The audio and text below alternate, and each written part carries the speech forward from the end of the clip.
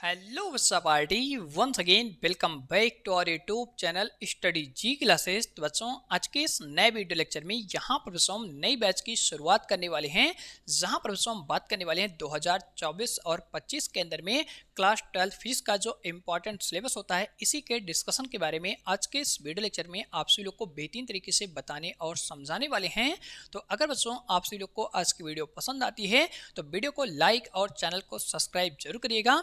इसी के साथ यहाँ पर हम बिना टाइम वेस्ट के इस वीडियो को शुरू करते हैं। तो यहाँ पर हम सबसे पहले बात करने वाले हैं 12th फिजिक्स के अंदर में 2024 और 25 के सिलेबस डिस्कशन के बारे में। तो यहाँ पर बच्चों आप सभी लोग का क्लास 12 का कंप्लीट सिलेबस यहाँ पे लिखा गया है, वन बाय वन करके बच्चों यहाँ पर हम बात करने वाले हैं कि किस किस यूनिट के अंदर में कौन कौन से इंपॉर्टेंट चैप्टर के बारे में आप सभी लोग को स्टडी करना है। तो यहाँ पर बच्चों हम सबसे पहले बात करते हैं यूनिट नंबर फर्स्ट के बारे में। तो बच्चों यहाँ पर आपका यूनिट नंबर फर्स्ट लिखा गया है। इस यूनिट का बच्चों यहाँ पे नाम होता है इलेक्ट्रोस्टैटिक्स। तो सबसे पहले बच्चों यहाँ पर हम बेहतरीन तरह से समझने वाले हैं कि इस यूनिट का नाम इलेक्ट्रोस्टैटिक्स क्यों लिखा गया है। तो यहाँ पर बच्चों आप सभी लोग सबसे पहले बेहतरीन तरह समझ सकते हैं कि इलेक्ट्रो मीन्स बच्चों यहाँ पर क्या होता है, इलेक्ट्रॉन्स होता है। स्टैटिक्स का मतलब बच्चों यहाँ पर क्या होता है, रेस्ट होता है। तो यहाँ पर आप सभी लोग बेहतरीन तरीके से जानते हैं कि यहाँ पर जो आपके इलेक्ट्रॉन्स होते हैं, अगर ये इलेक्ट्रॉन्स रेस्ट पोजीशन में होते हैं तो ये आपस में क्या करते हैं, अपने चारों ओर एक फील्ड बनाते हैं। उसी फील्ड को बच्चों यहाँ पर हम क्या कहते हैं, इलेक्ट्रिक फील्ड कहते हैं। अब यहाँ पर बच्चों आपको सबसे पहले ये समझना है कि ये जो आपका इलेक्ट्रॉन होता है ये किस प्रकार से चार्ज के फॉर्म में चेंज होता है, इसके बारे में सबसे पहले आपको बेहतरीन तरीके से समझ लेना है। तो यहाँ पर बच्चों हम क्या करते हैं, कोई भी एक कंडक्टर लेते हैं। तो यहाँ पर आप जानते हैं इस तरह से आपका क्या होता है, एक वायर होता है और इस वायर के अंदर बच्चों क्या होते हैं, बहुत सारे इलेक्ट्रॉन्स होते हैं। जिन इलेक्ट्रॉन्स को यहाँ पर बच्चों हम कुछ इस तरीके से दिखाते हैं। तो यहाँ पर हम मान लेते हैं कि इस कंडक्टर के अंदर में, इस वायर के अंदर में जो टोटल नंबर ऑफ इलेक्ट्रॉन होते हैं उन इलेक्ट्रॉनों की जो संख्या होती है वो n होती है। और यहाँ पर आप सभी लोग एक इलेक्ट्रॉन की वैल्यू बेहतरीन तरीके से जानते हैं। तो अगर बच्चों यहाँ पर हम क्या करते हैं, एक इलेक्ट्रॉन से टोटल नंबर ऑफ इलेक्ट्रॉन को मल्टीप्लाई कर देते हैं तो इस केस में यहाँ पर आपको इस चार्ज Q की वैल्यू मिल जाती है। तो यहाँ पर आपका फॉर्मूला हो जाता है Q equal to N into यहाँ पर क्या होता है, E होता है। और यहाँ पर आप जानते हैं N क्या है, टोटल इलेक्ट्रॉन है, और E बच्चों क्या होता है, एक इलेक्ट्रॉन की वैल्यू होती है। अगर हम यहाँ पर क्या करते हैं, N को E से मल्टीप्लाई करते हैं तो Q की वैल्यू मिल जाती है। अब इस केस में यहाँ पर बच्चों आप सभी लोग यूनिट नंबर फर्स्ट के अंदर में इलेक्ट्रोस्टैटिक्स के अंदर में इसी चार्ज के बारे में आप स्टडी करने वाले हैं कि अगर आपका चार्ज बच्चों यहाँ पर क्या होता है, रेस्ट पोजिशन में होता है। अगर आपका चार्ज रेस्ट पोजीशन में होता है तो ये अपने चारों ओर एक फील्ड बनाता है। उसी फील्ड को बच्चों यहाँ पर हम क्या कहते हैं, इलेक्ट्रिक फील्ड कहते हैं। तो इसी के बारे में आप सभी लोग सबसे पहले यूनिट नंबर फर्स्ट के अंदर में बेहतरीन तरीके से अध्ययन करने वाले हैं। अब यहाँ पर बच्चों हम बात करने वाले हैं यूनिट नंबर फर्स्ट के अंदर में आप सभी लोग कौन कौन से चैप्टर के बारे में स्टडी करेंगे। तो पहला चैप्टर बच्चों यहाँ से आप सभी लोग का लिखा गया है इलेक्ट्रिक चार्ज एंड फील्ड, इसके बारे में आप सभी लोग स्टडी करेंगे।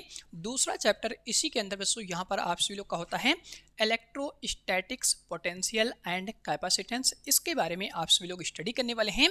इसके बाद यहाँ पर बच्चों हम इसी के साथ बात करने वाले हैं यूनिट नंबर सेकंड के बारे में। यूनिट नंबर सेकंड बच्चों यहाँ पर आप सभी लोग का लिखा गया है, जहाँ पर आप सभी लोग स्टडी करने वाले हैं करंट इलेक्ट्रिसिटी के बारे में। और यहाँ पर इसके अंदर जो आप सभी लोग का इंपॉर्टेंट चैप्टर होता है उस चैप्टर का नाम बच्चों यहाँ पर यूनिट के नाम से लिखा गया है।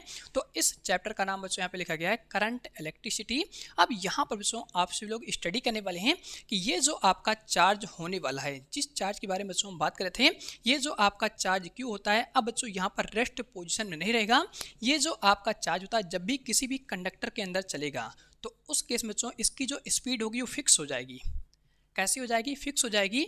और करके बच्चों यहाँ पर आप कह सकते हैं जो भी आपका चार्ज होगा उस चार्ज की जो स्पीड होगी वो कांस्टेंट रहेगी। अगर चार्ज की स्पीड बच्चों यहाँ पर क्या होती है, फिक्स होती है, कांस्टेंट होती है, मतलब आप कह सकते हैं अगर ये चार्ज आपका 10 की स्पीड चलेगा, 15 की स्पीड चलेगा, 100 की स्पीड चलेगा किसी भी कंडक्टर के अंदर में, तो उस कंडक्टर के अंदर बच्चों ये क्या करता है, करंट प्रोड्यूस करता है। इसीलिए इस केस में जब आप इस यूनिट के अंदर में स्टडी करेंगे तो चार्ज बच्चों आपका क्या होगा, एक कांस्टेंट वेलोसिटी से किसी भी कंडक्टर के अंदर चलता है। इसीलिए इस यूनिट का नाम यहाँ पे लिखा गया है करंट इलेक्ट्रिसिटी। अब बच्चों यहाँ पर हम बात करेंगे नेक्स्ट यूनिट के बारे में। तो अगली यूनिट बच्चों यहाँ पर आपकी स्टार्ट होती है, यहाँ पर हम बात करेंगे यूनिट नंबर थर्ड के बारे में। यूनिट नंबर थर्ड के अंदर में आप सभी लोग स्टडी करने वाले हैं magnetic effect of current and magnetism. इस यूनिट के अंदर में आपसे लोग मैग्नेट के बारे में स्टडी करने वाले हैं। अब दोस्तों यहाँ पर आपको सबसे पहले ये समझना है कि इसके अंदर में आपसे लोग मैग्नेट के बारे में किस प्रकार से स्टडी करने वाले हैं। तो इस केस में आपको सबसे पहले इसी चार्ज के पास आना है। यही चार्ज इस पूरे चैप्टर का, पूरे यूनिट का यहाँ पर खेल होने वाला है। तो इसी के बारे में आप कायदे से समझ लीजिए। अगर आप चार्ज के बारे में अच्छी तरह समझ लेते हैं तो जो आपका पूरा यूनिट होने वाला है, पूरा चैप्टर होने वाला है, बेहतरीन तरह से आपको समझ आने वाला है। तो यहाँ पर हम बात करने वाले हैं कि ये चार्ज अब किस तरीके से मैग्नेट के फॉर्म में काम करता है। तो इस केस में आपको सिंपल तरीके से समझ लेना है कि भैया यहाँ पर जो आपका चार्ज होता है, यहाँ पर ये जो आपका क्यू चार्ज होता है, जब ये किसी कंडक्टर के अंदर में चलता है तो उसकी स्पीड अभी तक फिक्स थी, लेकिन अब बच्चों यहाँ पर क्या होगा, इस चार्ज की जो स्पीड होगी वो वेरिएबल हो जाएगी। वेरिएबल का मतलब बच्चों ये हो जाएगा कि जब भी हमारा चार्ज किसी भी कंडक्टर के अंदर में चलेगा तो कभी 10 की स्पीड से जाएगा, कभी 15 की स्पीड से जाएगा, कभी 100 की स्पीड से जाएगा। मतलब हर एक टाइम पर उसकी जो स्पीड होगी वो अलग अलग हो जाएगी। और उस केस में ये जो चार्ज होता है जिस भी कंडक्टर के अंदर में चलता है उस कंडक्टर के चारों ओर एक फील्ड बनाता है, और उसी फील्ड को यहाँ पर हम क्या कहते हैं, मैग्नेटिक फील्ड कहते हैं। जैसे बच्चों यहाँ पर आप एग्जांपल के फॉर्म में समझ सकते हैं कि ये हमारे पास क्या है, एक वायर है।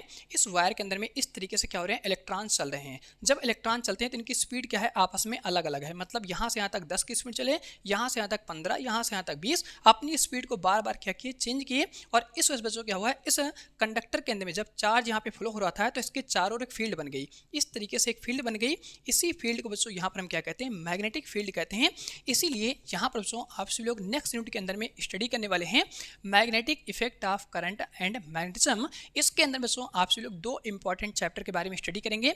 सबसे पहले आप सभी लोग स्टडी करने वाले हैं चैप्टर नंबर 4 और 5 के बारे में। तो चैप्टर नंबर 4 बच्चों यहाँ पर इस चैप्टर का नाम लिखा गया है मूविंग चार्ज एंड मैग्नेटिज्म। इसके बारे में आप स्टडी करेंगे। अगले चैप्टर के अंदर बच्चों यहाँ पर आप सभी लोग स्टडी करने वाले हैं मैग्नेटिज्म एंड मैटर के बारे में।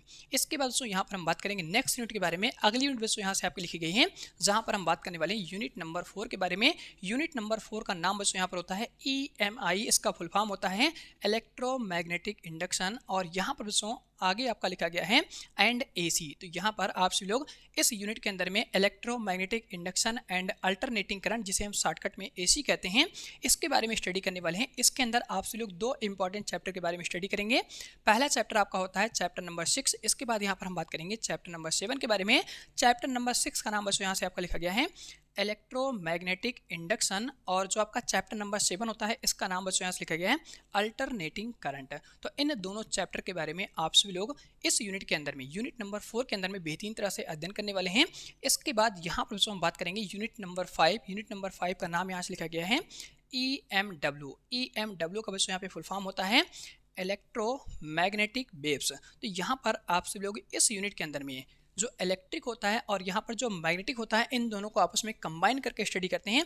इसीलिए यूनिट नंबर 5 का नाम लिखा गया है EMW। E फार हो जाएगा इलेक्ट्रिक, M फार हो जाएगा मैग्नेटिक, और W फार यहाँ पर हो जाएगा वेव्स। और इसके अंदर में जो आपका चैप्टर होता है उसका नाम लिखा गया है चैप्टर नंबर 8। इसके अंदर आप सभी लोग स्टडी करने वाले हैं इलेक्ट्रोमैग्नेटिक इंडक्शन। नहीं बच्चों, यहाँ पर आप इलेक्ट्रोमैग्नेटिक वेव्स के बारे में स्टडी करने वाले हैं।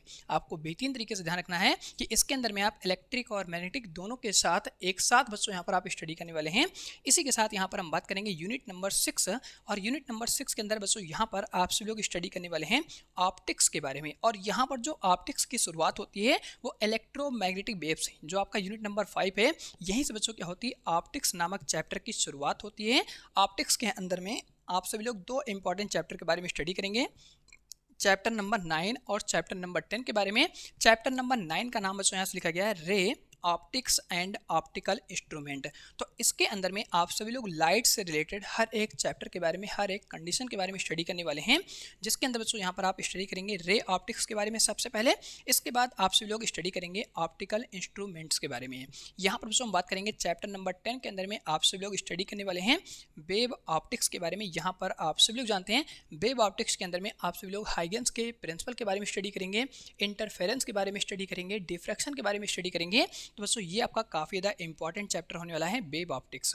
अब बच्चों यहाँ पर हम बात करेंगे अगले यूनिट के बारे में। तो यहाँ पर बच्चों आपकी अगली यूनिट लिखी गई है जहाँ पर हम बात करने वाले हैं यूनिट नंबर 7 के बारे में। यूनिट नंबर 7 का नाम बच्चों यहाँ से आपका लिखा गया है dual nature of radiation and matter, इसके बारे में आप स्टडी करने वाले हैं। और यही जो यूनिट का नाम होता है, यही बच्चों क्या होता है, चैप्टर का नाम होता है। तो यहाँ पर हम बात करेंगे चैप्टर 11 के अंदर में आप सभी लोग स्टडी करने वाले हैं dual nature of radiation and matter. तो यहाँ पर बच्चों आप सभी लोग जानते हैं कि जो आपके पार्टिकल होते हैं उन पार्टिकल का दो नेचर होता है। तो यहाँ पर आप दोनों नेचर के बारे में बेहतरीन तरह से इस चैप्टर के अंदर में स्टडी करेंगे।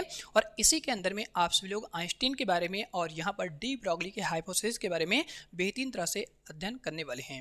इसके बाद दोस्तों यहाँ पर हम बात करेंगे कि अगली यूनिट दोस्तों यहाँ पर आपकी स्टार्ट होती है, जहाँ पर हम बात करेंगे यूनिट नंबर 8 के अंदर में आप सभी लोग स्टडी करने वाले हैं एटम एंड न्यूक्लियाई के बारे में। तो यहाँ पर आप सभी लोग एटम एंड न्यूक्लियाई के बारे में पहले से ही आप स्टडी करते हुए आ रहे हैं। तो यहाँ पर दोस्तों आप सभी लोग सबसे पहले इस यूनिट के अंदर में स्टडी करने वाले हैं चैप्टर नंबर 12 और चैप्टर नंबर 13 के बारे में। चैप्टर नंबर 12 दोस्तों यहाँ पर आपका स्टार्ट होता है एटम से और चैप्टर नंबर 13 यहाँ पर आपका स्टार्ट होता है न्यूक्लियाई से। एटम्स के अंदर में आप सभी लोग रदरफोर्ड मॉडल, बोर मॉडल, इनके बारे में आप स्टडी करेंगे। और न्यूक्लियाई के अंदर दोस्तों यहाँ पर आप सभी लोग प्रोटॉन, न्यूट्रॉन और इलेक्ट्रॉन, और इसी के अंदर में आप सभी लोग आइसोटोप्स, आइसोबार, इन सभी चीज़ों के बारे में आप स्टडी करने वाले हैं। इसके बाद दोस्तों यहाँ पर आप सभी लोग लास्ट यूनिट के अंदर में आप सभी लोग स्टडी करने वाले हैं। यहाँ पर दोस्तों हम बात करेंगे यूनिट नंबर 9। इसके अंदर में आप सभी लोग स्टडी करने वाले हैं सेमी कंडक्टर के बारे में, और इस यूनिट का नाम यहाँ से लिखा गया है इलेक्ट्रॉनिक डिवाइस। तो यहाँ पर दोस्तों आप सभी लोग इलेक्ट्रॉनिक डिवाइस यूनिट नंबर 9 के अंदर में चैप्टर नंबर 14 के अंदर में आप स्टडी करेंगे सेमी कंडक्टर के बारे में, जहाँ पर दोस्तों आप सभी लोग सबसे पहले सेमी कंडक्टर के बारे में स्टडी करते हैं, इंट्रिंसिक और एक्सट्रिंसिक के बारे में स्टडी करते हैं। इसके बाद आप सभी लोग यहाँ पर पीएन जंक्शन डायोड के बारे में स्टडी करते हैं, रेक्टिफायर के बारे में स्टडी करते हैं। तो दोस्तों ये आपका काफ़ी ज़्यादा इंपॉर्टेंट चैप्टर होने वाला है। तो इस प्रकार से यहाँ पर दोस्तों आप सभी लोग का क्लास 12 का जो कंप्लीट सिलेबस होता है दोस्तों यहाँ पर आपका कंप्लीट होता है। अब यहाँ पर दोस्तों हम बात करने वाले हैं कि जो आपकी 12th की यहाँ पर बुक होती है वो दो पार्ट में डिवाइड होती है। तो पहले पार्ट के अंदर में कितने चैप्टर होते हैं और दूसरे पार्ट के अंदर में आपके कितने चैप्टर होते हैं। तो यहाँ पर दोस्तों आप सभी लोग समझ सकते हैं कि जो आपका चैप्टर नंबर यहाँ पर फर्स्ट होता है, यहाँ पर दोस्तों हम बात करेंगे चैप्टर नंबर जो आपका फर्स्ट होता है यहाँ से लेकर के, और जो आपका चैप्टर नंबर 7 होता है, ये बच्चों आपका क्या होता है फर्स्ट पार्ट के अंदर में। जो आपकी एनसीईआरटी बुक होती है उसके बच्चों यहाँ पर आपका पहला पार्ट होता है, पार्ट नंबर फर्स्ट जो आपका होता है। इसके अंदर आप सभी लोग चैप्टर नंबर 1 से लेकर के चैप्टर नंबर 7 तक स्टडी करते हैं। इसके बाद यहाँ पर जो आपकी यूनिट नंबर 5 होती है, यूनिट नंबर 5 से लेकर के और सेमी कंडक्टर तक, यहाँ पर बच्चों आपका जो पार्ट होता है वो पार्ट नंबर 2 में दिया होता है। जो आपकी एनसीईआरटी बुक होती है पार्ट नंबर 2, उसमें आप सभी लोग इन सभी चैप्टर के बारे में, इन सभी यूनिट के बारे में स्टडी करेंगे। तो एक बार बच्चों आप सभी लोग इस पूरे का स्क्रीनशॉट ले लीजिए, क्योंकि ये आपके लिए काफ़ी ज़्यादा इंपॉर्टेंट होने वाले हैं। तो आशा करते हैं कि आज की वीडियो आप सभी लोग को पसंद आई होगी। अगर बच्चों आप सभी लोग को आज की वीडियो पसंद आती है तो वीडियो को लाइक और चैनल को सब्सक्राइब जरूर करिएगा। अगले वीडियो लेक्चर में यहाँ पर बच्चों हम सबसे पहले स्टार्ट करने वाले हैं यूनिट नंबर 1 के बारे में, जिसके अंदर बच्चों यहाँ पर हम स्टार्ट करेंगे चैप्टर नंबर 1 के बारे में। इस चैप्टर का नाम यहाँ से लिखा गया है इलेक्ट्रिक चार्ज एंड फील्ड। इसी के बारे में आप सभी लोग को सभी बेसिक पॉइंट, सभी बेसिक कंसेप्ट के साथ में बेहतरीन तरह समझाने वाले हैं। तो इसी के साथ इस वीडियो को इसी पे एंड करते हैं। मिलते हैं आप सभी लोगों से बहुत जल्द अगले वीडियो लेक्चर के साथ में।